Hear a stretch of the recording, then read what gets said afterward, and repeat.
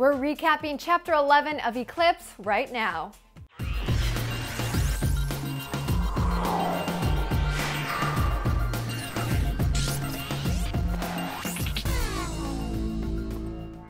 Hey Twilighters, welcome back to the clever TV series, the Eclipse Chapter Recaps. I'm your host Dana Ward, and today we're reviewing Chapter 11, Legends. This is definitely a lighthearted start to the chapter. With the sheer amount of food that these werewolves can consume, I kind of think that they should probably enter a hot dog eating contest because they'd all be ringers. Time had flown for Bella as she notices the day is over, and she actually second guesses going to the big bonfire with Jacob because she thinks the others will think of her as a traitor.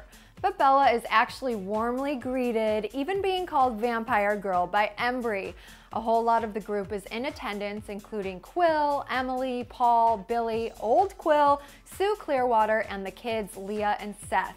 Apparently, everyone's in on the secret at this point. Even though it's getting late, the group is about to begin sharing the history of the werewolves. Bella is not the only first-timer here. The story begins.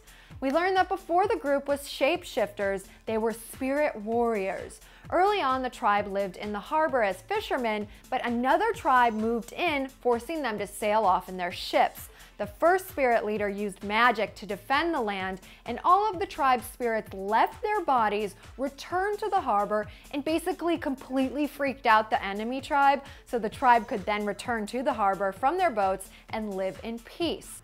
One warrior wanted to use the magic to help the tribe in a controversial, aggressive way, and eventually he got pushed off the territory. One day, when the chief left his body to use his spirit to protect his people, the shunned warrior returned and chose to basically take over the chief's body and impersonate him, ultimately ruling over the people in the way he wanted to. But the fake leader ruled against his people entering the spirit world, and he himself couldn't enter it either, and feared that the true leader, who was kind of in limbo without a body, would make it known to all about the ruse.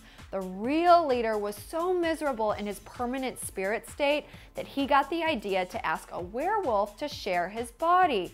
Agreed. Shortly after some drama and struggle, the wolf couldn't handle the human emotions anymore, and it morphed into a man. The truth got revealed. The leader eventually gave up his spirit wolf so that he would finally age normally and die with his third wife, who is actually his true spirit soulmate. Which brings the group to the next bonfire tale, the third wife's sacrifice.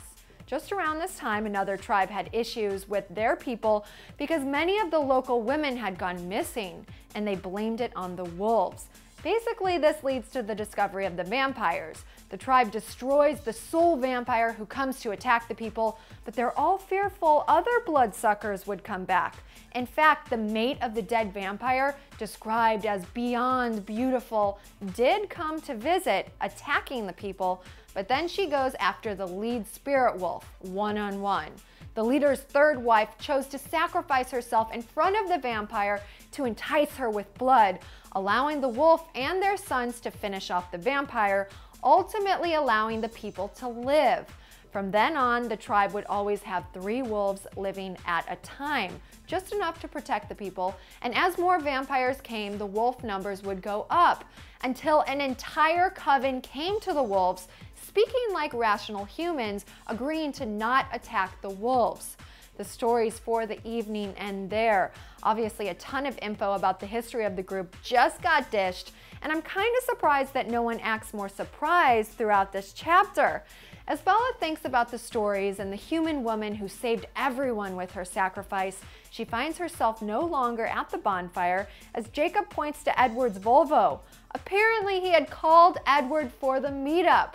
For a second, it's almost like they're one big happy family. Edward drives Bella home, and she notices the true sense of cold from the rainy weather to Edward's arms around her as she sleeps, to her dreams, in fact, about Rosalie attacking the wolf of Billy Black. Bella tries to get them to stop fighting, noticing that she has a blade in her hand, just like the woman who sacrificed herself in the werewolf history. And snap, she wakes up. Oh good, because I didn't want to go there. And of course, that's the end of the chapter. Today's question is, what do you think Bella would have done about the vampire wolf attack in her dream if she hadn't woken up? Post your answer below. That's it for today's recap. Remember to follow us on Twitter, that's @CleverTV, for all of your Twilight Saga news, reviews, and more. I'm Dana Ward in Beverly Hills. Thanks for watching the show.